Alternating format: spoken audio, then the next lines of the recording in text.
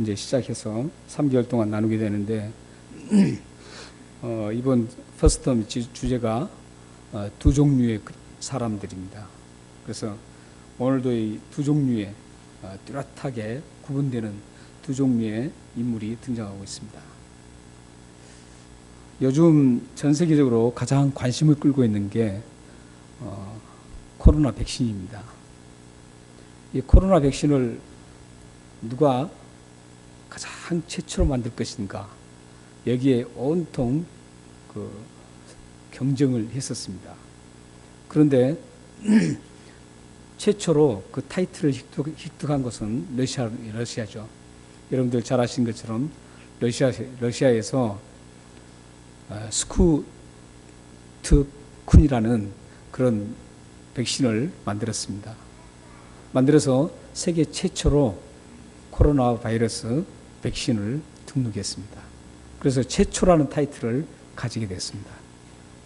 그런데 이 코로나 백신, 러시아의 코로나 백신 그 이름은 1957년 미국과 우주 전쟁을 계속 이제 출발하면서 미국이 월등한 기술을 가지고 있었으면서도 불구하고 계속 우주선을 쏘아올리지 않고 있었습니다.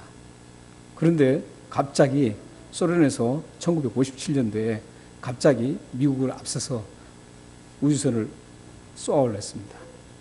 그 쏘아올렸던 이름과 이 코로나 백신 이름이 똑같은 이름입니다. 그래서 우주선 세계 최초로 우주를 향해서 우주선을 쏘았던, 세계 최초로 쏘았던 우주선이 바로 이 코로나 백신과 똑같습니다. 그래서 소련이 이렇게 최초라는 타이틀을 굉장히 그것을 어떻게든 최초라는 것을 그 타이틀을 쥐기 위해서 부단히도 했습니다. 이건 소련, 러시아뿐만 아니라 전 세계가 동일합니다.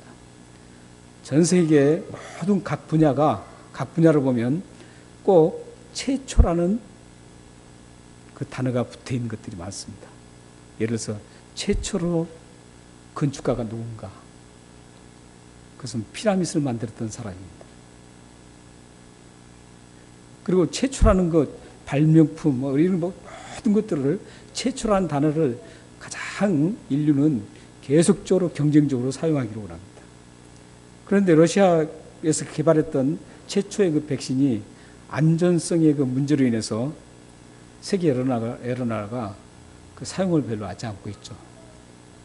바로 그 뒤를 위해서 화이자하고 모더나에서 백신을 만들어서 그런 안정성이 있다고 판결이 돼서 이제 전 세계 여러 나라에서 서로 그것을 구입하기 위해서 지금 경쟁을 하고 있습니다.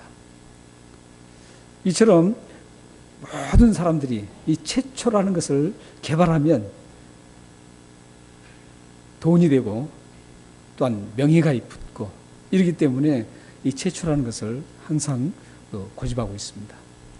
그런데 이렇게 좋은 쪽에 최초만 있는 게 아닙니다. 아주 나쁜 쪽에 최초로 했던 사람도 있습니다. 성경에 보면 최초로 이 제국을 세운 사람인 니무롯이라는 사람이 있습니다. 그 사람에 대해서는 평가가 좋지 않습니다. 오늘 본문 속에서도 보면 최초의 사건이 나옵니다. 인류 최초의 사건이 하나가 나오는데 여러분들 이 본문은 익숙하게 아신 본문입니다. 그래서 오늘 본문은 최초라 그래도 그리 달갑지 않는 최초라는 그 사건의 주인공이 나오고 있습니다. 오늘 이 말씀은 배경을 보면 그렇습니다. 이제 아담과 하와가 하나님과 언약을 했던 이 선악을 알게 하는 나무를 따먹는다는 정령 죽으리라 이 언약을 했습니다. 다른 건 다 따먹고 마음대로 누리고 살되 딱 한 가지 언약을 했습니다. 그 언약은 왜 했냐면 피조물과 창조주의 구별점을 반드시 익혀야 되기 때문에 했습니다. 창조주와 이 피조물의 구분점, 그걸 위해서 언약을 세우는 겁니다. 그래서 하나님이 이제 언약을 세웠습니다. 그런데 그 언약을 이 아담이 파괴했죠. 깨뜨렸죠. 그게 이제 지난 시간에 저희들이 함께 나눴던 말씀입니다. 그리고 나서 이제 그 에덴 동산에서 쫓겨납니다. 쫓겨나서 이제 사장에 들어와서 아담과 하와가 첫 아들 가인을 낳고 또한 어느 시점에 둘째 아들 아벨을 낳았습니다. 그래서 두 아들을 이제 뒀죠. 뒀는데 이 성경의 역사를 보면 굉장히 오래 살았습니다. 그때 가장 오래 살았던 것은 무드셀라 969세까지 막 살잖아요. 굉장히 오래 살았습니다. 그 800년씩 700년씩 이렇게 살았습니다. 그 사이에 이제 아담도 굉장히 많이 살았죠. 그 사이에 이제 이 아담과 아벨만 낳는 게 아니라 굉장히 많은 또 자녀를 두었습니다. 그게 이제 뒤에 보면 그 오해하는 부분들을 그것에서 이제 풀 수가 있습니다. 성경은 그 수많은 자녀들을 다 기록할 수가 없습니다. 주인공들만 기록을 하는 겁니다. 이런 일이 있으니까 이걸 조심하라. 그리고 이 사람은 롤 모델을 삼고 가라. 이런 두 가지 쭉 그 인물들을 기록한 겁니다. 오늘 최초로 이 두 인물, 가인과 아벨, 아담 이후에 최초의 두 인물이 이제 뚜렷하게 구분되는 그런 두 종류의 사람이 이제 등장합니다. 등장하는데 이 가인은 어떤 사람이었습니까? 직업이 농사를 짓는 사람이었습니다. 그리고 아벨은 양과 다른 모든 목축을 하는 목축업자였습니다. 이걸 보면 이 성경이 최초의 농사를 짓고 목축을 했다는 것을 보면 진화론자들이 말하는 그게 굉장히 허구라는 것을 알 수 있습니다. 처음부터 하나님은 농사를 짓는 그런 배경을 다 해서 농사를 짓도록 했습니다. 목축을 하게 했고. 그런데 진화론자들은 어떻게 생각하는 줄 아세요? 처음에는 농사를 지었지 않았다고 그래요. 그리고 점점 사람들이 발달되면서 이제 농사 짓는 법을 배우고 농사를 점점 지었다고 생각합니다. 그러나 성경은 그렇게 말하지 않습니다. 처음부터 농사를 짓고 목축업을 했었습니다.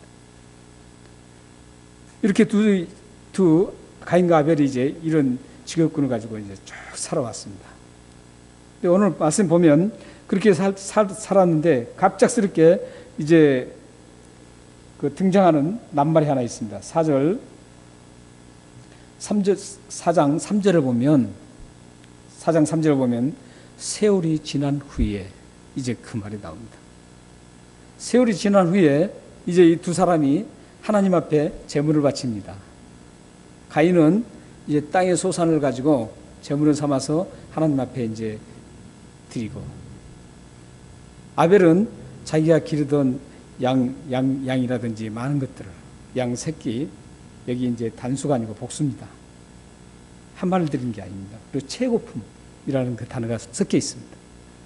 그래서 첫 번째 새끼였던 그 양이 몇 마리인지는 몰라도 복수 형태로 하나님 앞에 드렸습니다. 그런데 이 결과가, 드렸는데 그 결과가 다른 겁니다. 그 결과가 보면 가인이 드렸던 제물은 하나님께서 받지 않으시고, 아벨이 드렸던 제물은 하나님이 받으셨다라고 이렇게 말씀합니다. 우리는 여기서 잠깐 세월이 지난 후라는 그 단어를 한번 눈여겨볼 필요가 있습니다.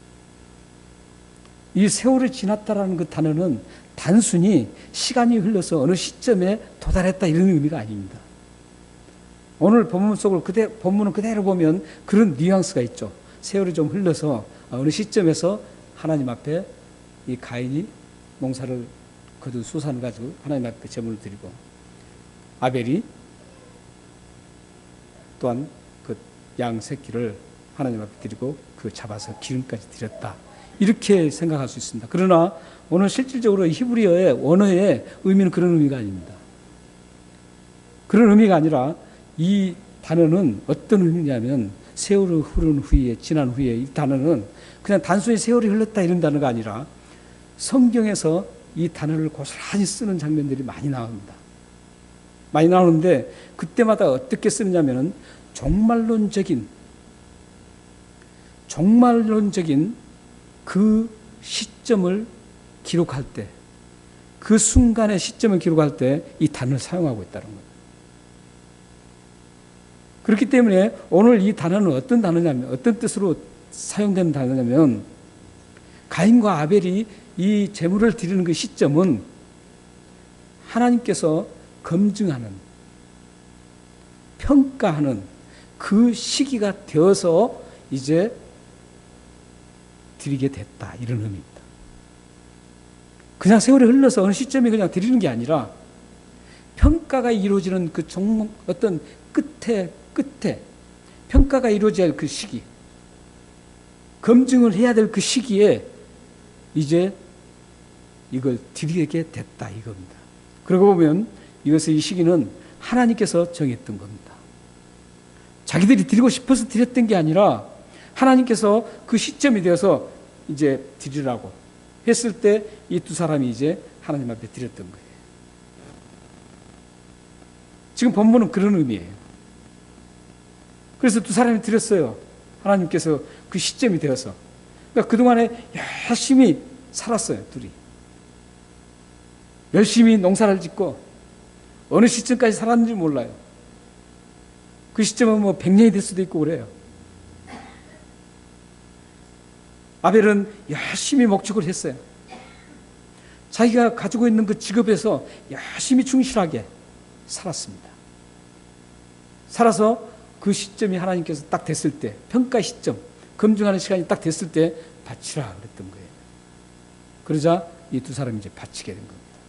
그래서 그 검증하는 의미에서 지금 검증에서 한 사람은 하나님께서 받지를 않고 검증을 했는데, 평가를 했는데 한 사람은 받았다는 겁니다. 그렇다면 왜 하나님은 검증을 어떻게 했길래, 가인은 어떤 검증을 받았기에, 평가를 받았기 때문에 안 받으시고, 이 아벨은 어떤 평가를 내렸기 때문에 아벨의 제물은 하나님께서 받으셨을까요?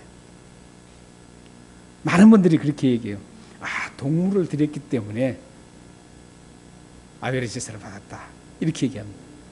그렇지 않습니다. 오늘 본문 속의 본문과 또 다른 성경을 같이 보셔야 돼요. 같이 보셔야 되는데 받지 않았던 거예요. 이걸 이제 굉장히 설명하려면 오래 갑니다. 그러나 제가 핵심적인 말씀만 제가 드리겠습니다. 오늘 가인이 드렸던 것, 또 아벨이 드렸던 것, 이거 단어를 사실은 지금 성경은 받으셨다, 받지 않으셨다 이렇게 하는데, 이전의 성경은 뭘로 표현된 줄 아세요? 연락하셨다, 연락하지 않으셨다, 이렇게 돼 있습니다. 그 성경 번역이 훨씬 좋습니다. 이전의 성경은 히브리어로도 사실 연락한다 이런 의미를 강하게 가지고 있습니다.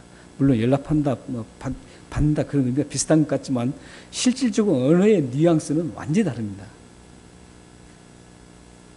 그래서 이 단어는 사실 하나님께서 연락하셨다, 연락한다는 그 뜻은 뭡니까?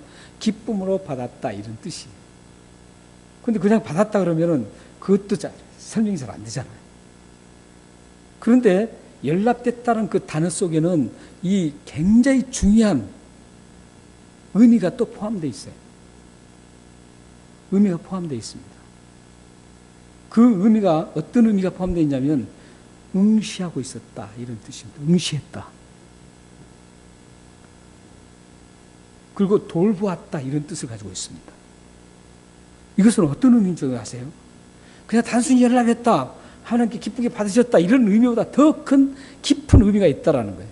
더 중요한 의미가 있다라는 겁니다. 하나님께서 응시를 하고 그냥 기쁨을 받았다 게 아니라 뚜렷하게 다 감정을 하고 검증을 하는데 그것을 뚜렷하게 응시를 했다는 겁니다. 그런데 오늘 본문에 보면 이 재물보다도 앞서게 응시했던 게 있습니다. 뭐냐면 그 당사자들이었습니다.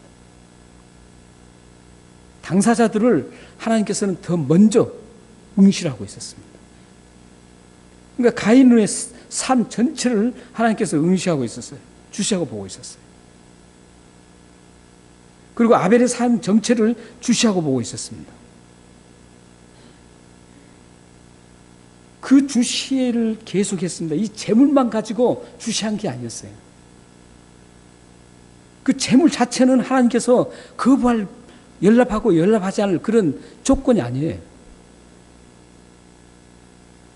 그 당사자가 어떻게 살아왔는가, 그 당사자가 그 살아왔던 마음을 지금 이 재물에 어떻게 담고 하나님 앞에 드렸는가, 이걸 보셨다라는 거예요. 그걸 보시니까 하나님께서 가인은 이 재물을 드리기 전부터 그 삶, 그 당사자 삶이 하나님 중심이 아니었다라는 겁니다. 하나님 중심이 아니었어요. 자기 중심적인 삶을 살았습니다. 그리고 아벨은 하나님 중심적인 삶을 살면서 그 하나님 중심으로 그 재물을 하나님 앞에 드렸습니다. 그래서 하나님께서 그걸 받으셨다라는 겁니다. 그렇기 때문에 받고 안 받고는 지금까지 쭉 살아온 과정과 그 살아온 과정을 농축해서 하나님 앞에 드린 것과 연결됐다라는 거예요. 그렇지 않습니까? 우리가 여러분들이 뭐 예를 들어서 기업을 하시는데 하나님께서 기뻐하지 않는 것을 막 수입을 해서 하나님 앞에 드린다면 받으시겠어요? 안 받으세요. 비록 적은 돈이라도, 적은 것이랄지라도 하나님께 하나님 기뻐할 만한 그런 열심히 일을 해서 그걸로 하나님 앞에 드리면 하나님은 그걸 더 좋아하십니다. 그러니까 불의한 것은 하나님 좋아하지 않습니다.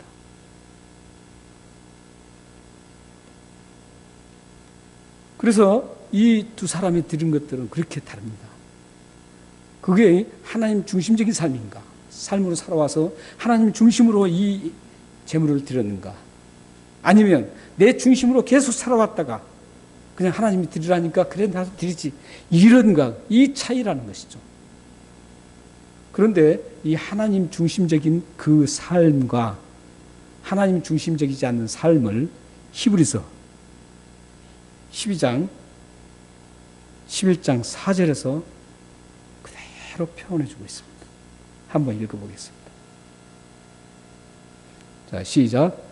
믿음으로 아벨은 가인보다 더 나은 제사를 하나님께 드림으로 의로운 자라 하시는 증거를 얻었나니 하나님이 그 예물에 대하여 증언하심이라. 그가 죽었으나 그 믿음으로써 지금도 말하느니라. 하나님 중심으로 사는 사람들의 그 마음과 삶의 방식은 뭡니까? 믿음으로 사는 겁니다. 비록 내가 지금 손해를 볼지라도,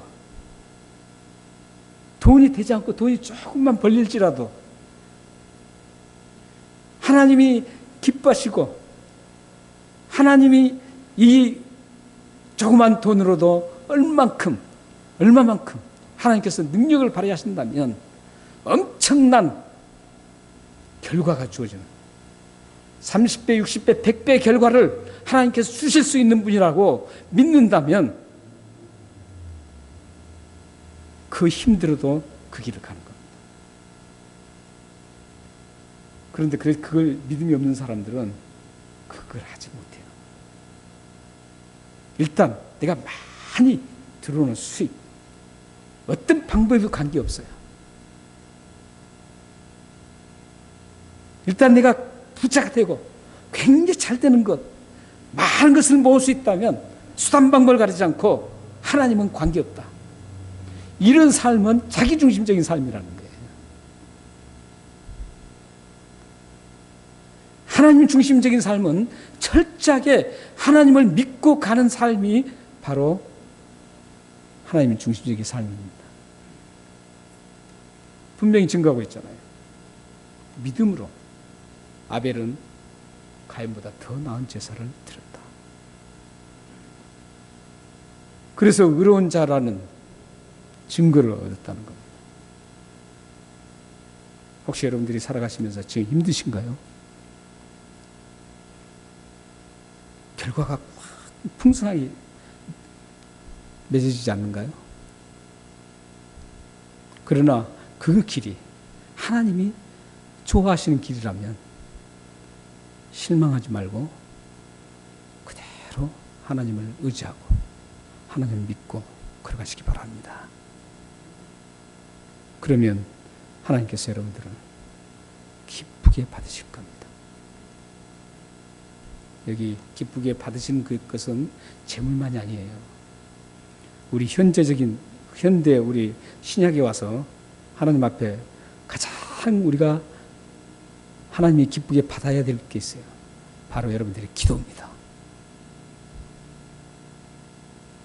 여러분의 기도를 하나님이 기쁘게 받으신다면 그 기도는 하나님께서 당장 실천해 주시는 거예요.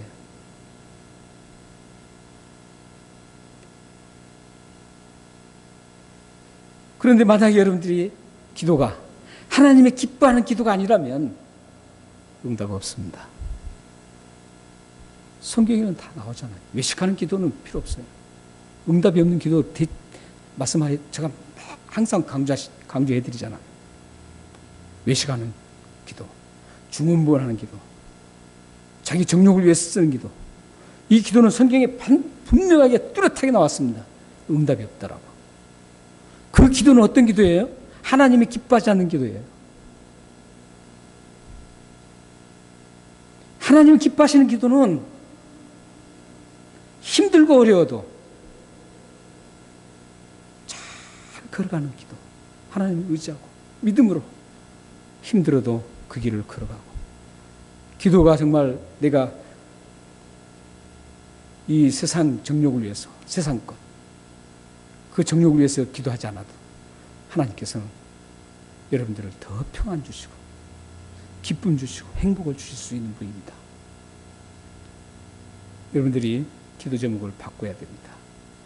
그런데 문제는 기도 제목 전에 여러분들의 삶의 과정, 여러분의 삶의 과정이 하나님 중심적인 믿음의 삶으로 걸어가야 된다는 겁니다. 그러면 여러분이 기도하는 그 기도가 아름답게 이루어지고 중언부언한 기도가 되지 않고 정욕으로 쓰이는 기도가 되지 않고 이 세상 사람들이 구하는 그런 기도가 되지 않습니다. 사랑하는 여러분들이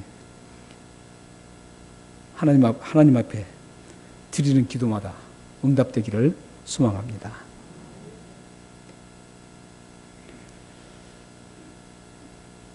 이러한 하나님 중심이 아닌 자기 중심의 삶을 살았던 가인의 삶은 엄청난 결과를 뒤에 또 낳게 됩니다. 그 결과가 3절부터 8절에 나타납니다. 좀 기니까 제가 설명만 해드리겠습니다. 자기 중심적으로 살았던 그 가인이 이 믿음 없이 살아가는 그 가인이 이제 어떤 결과가 나타나느냐는 거죠. 그 결과를 보면 맨 처음 감정에 폭발합니다. 분노를 합니다. 그걸 하나님께서 받지 않았다라고. 왜 하나님 저의 재물은 받지 않고 이 동생 아벨 것만 받으시냐고 하면서 바로 일어나는 그 감정이 바로 분노였습니다. 그리고 뒤에 또 분노 다음에 따라온 게 뭡니까? 마음의 그 모든 것들이 이제 밖으로 표출됩니다. 그게 안색이 변했던 겁니다. 마음이 굉장히 안 좋으면 안색이 딱 나타나잖아요. 밖으로. 기분이 안 좋으면 겉으로는 막 웃지만 순간에 이렇게 보면 그게 나타나게 되어 있습니다. 그러니까 안에 있는 게 분명히 밖으로 표출될 수 있다는 겁니다. 그리고 끝내는 어떻게 됩니까? 인류 최초의 살인자라는 불명예를 안게 됩니다. 우리는 이 장면을 보면서 두 종류의 사람들이, 뚜렷한 두 종류의 사람들이 걸어가는 그 발자취를 볼 수 있습니다.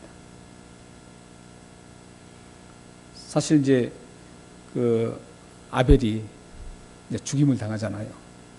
죽임을 당하고 다음에 이제 보면 하나님께서는 이 선한 하나님 백성, 은혜 안에 있는 그 하나님의 백성들, 그 대가 끊기면 안 되기 때문에 다시 하나님께서는 대신해서 셋을 주셨다라고 성경은 기록하고 있습니다. 그래서 그 대가 계속적으로 양대 산맥을 이루면서 쭉 흐릅니다.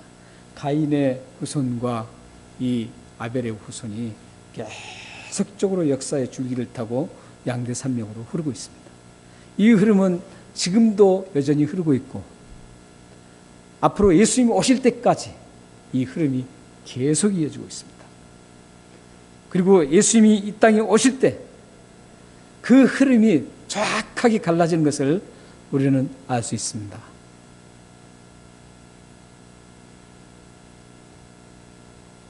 그 말씀이 마태복음 25장 31절 33절입니다. 한번 같이 읽겠습니다. 읽겠습니다. 시작. 인자가 자기 영광으로 모든 천사들과 함께 올 때 자기 영광의 보좌에 앉으리니 모든 민족을 그 앞에 모으고 각각 구분하기를 목자가 양과 염소를 구분한 것 같이 하여 양은 그 오른편에 염소는 왼편에 두리라. 저기 보면 모든 민족입니다. 지금까지 역사에서 사라졌던 모든 민족, 현재 계속 있는 민족, 앞으로도 계속 예수님이 오실 때까지 있을 그 모든 민족을 예수님께서 이 세상에 세컨 카밍 하실 때, 재림하실 때 두 부를 나눠져서 두 부류로 창 나눠집니다. 그걸 비유로 해서 염소와 양이라고 표현하고 있습니다. 여호와는 나의 목자시니 그 양입니다. 그래서 이 두 부류가 쭉 나옵니다. 그렇다면 이 두 부류의 차이점이 뭘까요? 두 부류의 차이점. 두 부류의 차이점은 가인을 보면 알 수 있습니다. 아벨은 죽어버리니까 알 수 없습니다. 아벨은 분명히 삶이 그렇게 됐고 재물도 하나님 앞에 연락되고 삶도 연락된 것을 보면 가인의 반대가 확실합니다. 가인이 어떻게 합니까? 분노를 내죠. 사실 그 연락이 안 되면 왜 내가 나의 재물이 연락이 안 됐을까? 그리고 바로 회개하고 고쳐서 하나님 앞에 연락될 수 있도록 하는 게 정상이잖아요. 근데 가인은 그렇지 않고 그 분노가 안색으로 표출되고 겉으로 표출되고 그 겉으로 표출된 가장 모든 끝이 살인까지 이릅니다. 이 죄악의 이 확산, 죄의 이 편만함, 죄가 낳은 그런 다른 죄를 또 낳는 이런 게 굉장히 그래서 무섭습니다. 그렇기 때문에 여러분들도 만약에 죄를 지었으면 그 죄를 딱 빨리빨리 정리하는 것이 좋습니다. 가만히 두면 그 죄가 다시 다른 것들을 계속 탄생시킵니다. 그리고 더 큰 죄악으로 그걸 만들어가는 겁니다. 그래서 여러분들은 자그마한 죄악부터 먼저 딱 했으면 그 단절을 빨리 시키는 게 좋습니다. 이게 은혜 아래에 있는 하나님의 백성의 줄기의 사람들은 그렇게 한다는 겁니다. 그런데 가인은 끝까지 가는 살인까지. 살인 후에도 동생이 어디 있냐고 하나님께서 여쭤봤을 때 그는 내가 어찌 합니까? 내가 동생을 책임진 사람입니까? 그것은 하나님께서 책임질 일이지. 이렇게 바로 반박하는 것을 보면 대단합니다. 이 두 사람 차이가 이런 차이가 있습니다. 그래서 7절 말씀에 보면 그걸 이제 하나님께서 두 사람의 차이를, 가인의 그 차이를 얘기를 합니다. 거기 보면 죄가 너 문에 엎드려져 있는데, 이것은 어떤 의미냐면 죄가 항상 도사리고 있다는 거예요. 항상 죄가 도사리고 있다가 기회만 나타나면 바로 죄를 짓도록 만든다는 의미입니다. 7절이. 그렇기 때문에 하나님께서 기회를 주셔요. 기회를 주셔요. 살인까지 가기 전에 기회를 가인에게 줍니다. 어떤 기회를 줍니까? 죄를 다스려야 된다. 죄를 다스려야 된다. 이렇게 기회를 줍니다. 그런데 그 기회를 뭉개버리고,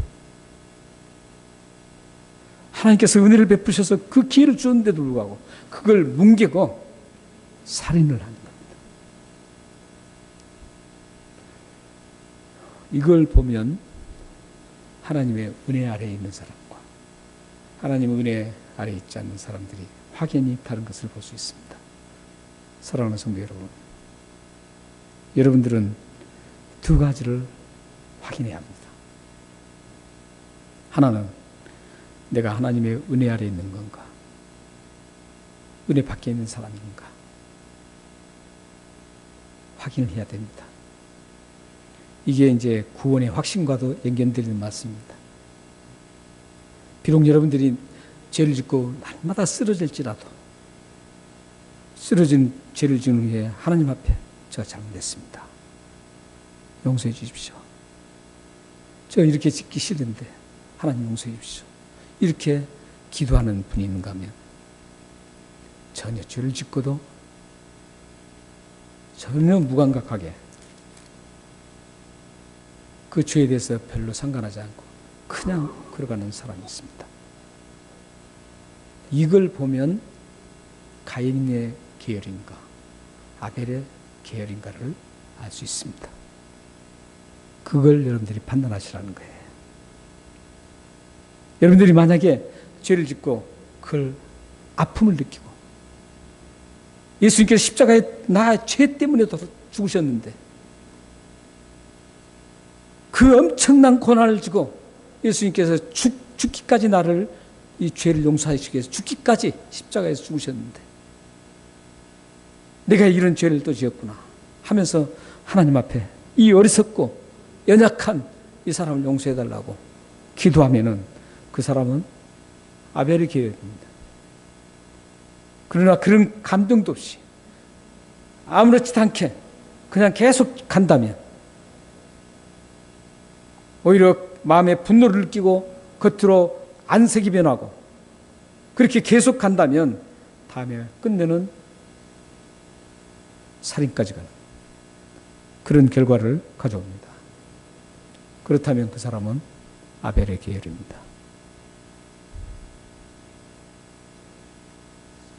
사랑하는 성도 여러분, 이제 여러분들이 사실은 이 복음의 성경의 핵심이 뭐냐면, 특히 로마서의 핵심이 뭐냐면, 로마서의 핵심은 성경 전체의 핵심이나 마찬가지입니다. 여러분들은, 우리는 인간이기 때문에 타락, 전적인 토탈 커럽션을 했기 때문에, 전적인 부패를 했기 때문에 선을 행할 능력이 하나도 없어요. 선악을 구분한 것조차도 사실 정확하게 모르는 거 우리 인간입니다. 그렇기 때문에 우리는 어떻게 해야 됩니까? 철저하게 하나님을 의지하고 가야 되는 것이죠. 하나님의 은혜를 바라봐야 되는 겁니다. 우리는 할 수가 없어요. 여러분, 죄 하나 끊는다는 거 쉽지 않아요. 여러분 다 느끼시잖아요. 하나님께서 해주셔야 돼요. 성령님께서 그 일을 하시는 겁니다. 성령님께서 우리의 그 연약한 부분들, 그걸 단절시켜 줄 때 가능합니다. 그게 참된 믿음입니다. 내가 끊으려고 막 하는 것은 세상의 행위적인 종교하고 똑같아요. 불교에서 돌을 닦는 거하고 똑같습니다. 그런다고 되나요? 안 돼요. 절대 안 됩니다. 오직 하나님의 은혜를 구하고 성령께서 나를 도와주셔서 이 지저분하고 잘못된 이 죄악들을 끊어달라고 요청을 하고 그런 기도를 해야 되는 겁니다. 그러면 하나님께서 끊어주시는 겁니다. 제가 이제 담배가 뭐 큰 죄는 아니죠. 담배 끊는 분들 여러분 혹시 들어보셨나요? 어느 분들은 하루아침에 하나님의 은혜를 받고 그 즐겁던 그 담배가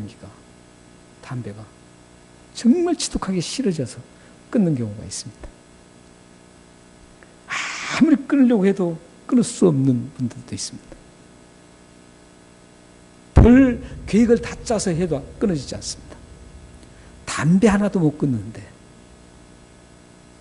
그 죄를 어떻게 끊겠어요? 하나님의 은혜가 아니면 안 됩니다. 그렇기 때문에 여러분들이 하나님 중심으로 살아가야 되고 하나님께 나의 모든 것들을 다 존귀하게 받드려야 되는 것이죠. 하나님 중심적으로 믿음을 가지고 산다면 이것도 하나님께서 끊어주실 거라는 그 믿음으로 한다면 하나님께서는 그 믿음을 보시고 연락해 주시는 겁니다. 사랑하는 성도 여러분들이 매일매일 순간순간 살아가실 때마다 하나님 중심으로 믿음을 가지고 살아가시길 바랍니다. 마지막으로 우리 에베소서 6장 12절에서 13절 말씀을 읽고 마치겠습니다. 시작. 우리의 씨름은 혈과 육을 상대하는 것이 아니요 통치자들과 권세들과 이 어둠의 세상 주관자들과 하늘에 있는 악한 영들을 상대함이라. 그러므로 하나님의 전신갑주를 취하라. 이는 악한 날에 너희가 능히 대적하고 모든 일을 행한 후에 서기 위함이라. 그 뒤에 쭉 보면은 이제 전신갑주를 입을 것, 구원의 투구를 쓰고 성령의 검을 가지고 이런 거 쭉 나옵니다. 다 안 읽었습니다. 여러분 집에 가셔서 저 위에 여러분들이 전신갑주를 어떻게 무장할 것인가를 여러분들이 보시기 바랍니다. 우리가 해야 될 부분이에요. 하나님께서 우리에게 은혜를 주셔서 끊게 하는데 그냥 가만히 있어서 끊게 하지 않으신다는 거예요. 저 전신갑주로 무장할 때 취하면 하나님께서 우리 죄와 싸우면서 우리가 승리할 수 있다는 겁니다. 사랑하는 여러분들이 하나님께서 요구하시는 전신갑주를 취해서 여러분들의 삶에 죄악에 투쟁해서 승리해서 여러분들이 드리는 기도, 여러분들이 소원하는 그 마음의 소원이 하나님 앞에 다 연락되어서 이 세상 살아가는 날 동안 하나님 주시는 평안과 기쁨과 풍요로움을 누리며 하나님의 영광을 크게 드러내기를 주님의 이름으로 축원합니다. 기도하겠습니다. 좋으신 하나님,